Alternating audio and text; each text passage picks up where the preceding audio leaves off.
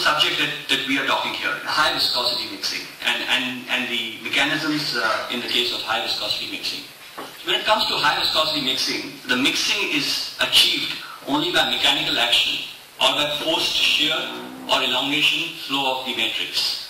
Now, just to kind of the image to the right, it typically shows a viscous material, and what we would have is two modes. There would be dispersive mixing and there would be distributive. Now, what do we mean by dispersive? Dispersive is the process whereby you would carry out a size reduction of the viscous materials, and distributive mixing is where there would be a spatial redistribution of this material.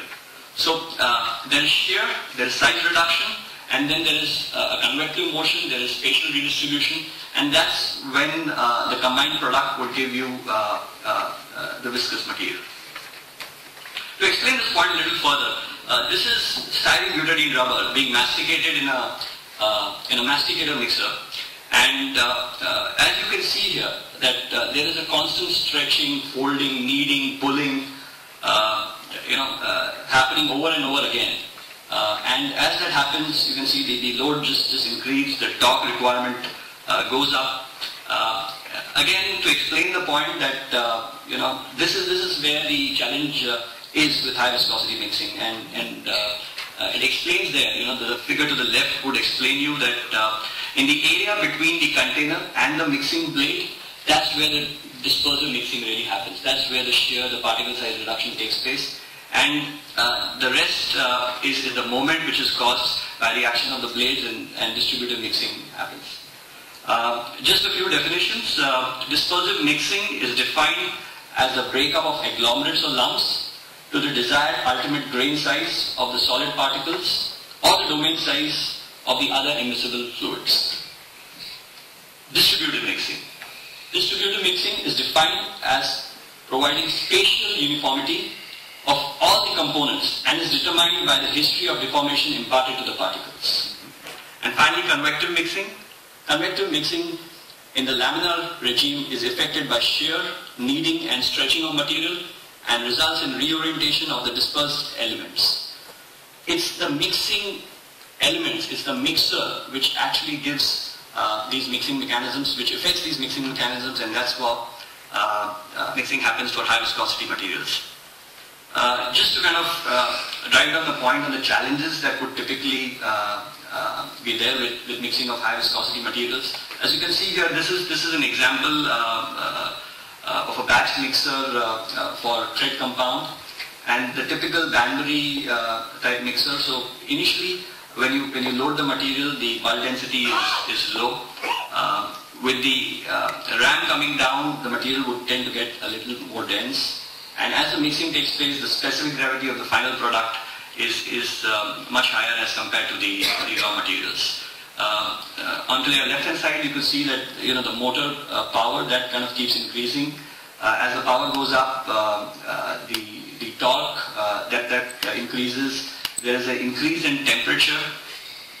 Now all these effects which happen during the mixing of high viscosity materials pose challenges to scientists, pose challenges to mixing equipment manufacturers and designers in terms of equipment design, scale up, power requirement, and heat transfer.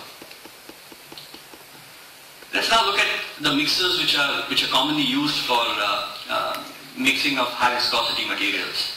So you have the batch type mixers where typically you would have all the material get into the mixer together, and the operation would run down for some time. The final output would be a kg per batch. That's how you would estimate the productivity of a batch mixer. And then there is a continuous mixer where you would have a constant flow of material into the mixer and out of the mixer, and the material would have a particular retention time. So broadly, the mixers in terms of operation would be classified into batch and continuous. The batch mixers, which are commonly used in the industry, so you have the dual shaft, which would typically have an anchor with a high-speed dispenser, and this is good for viscosities up to 500,000 centipoise. You have the triple shaft, so you have the low-speed anchor or the helical, along with the high-speed dispenser, So 2 high-speed dispensers and 1 helical. That would be in the range of 500,000 to 750,000 centipoise. Then the planetary mixers. The planetary mixers work up to viscosities of 1 to 2 million centipoise when they have also they are equipped with the high-speed dispensers. Going up in terms of purely planetary mixers, you have the rectangular plate of planetary mixers which are good for viscosities up to 3 million centipoise. And the most recently developed helical range of what we call as HV blades, planetary mixers which could be up to about 8 million centipoise. Above that we have the kneader, and we have the kneader extruder which is in excess, is capable of handling up to 10 billion CPS. The continuous mixers commonly used, the single screw extruder, the twin screw extruder, and the pug mills. We would look at some of these mixers in a little more detail as we move forward.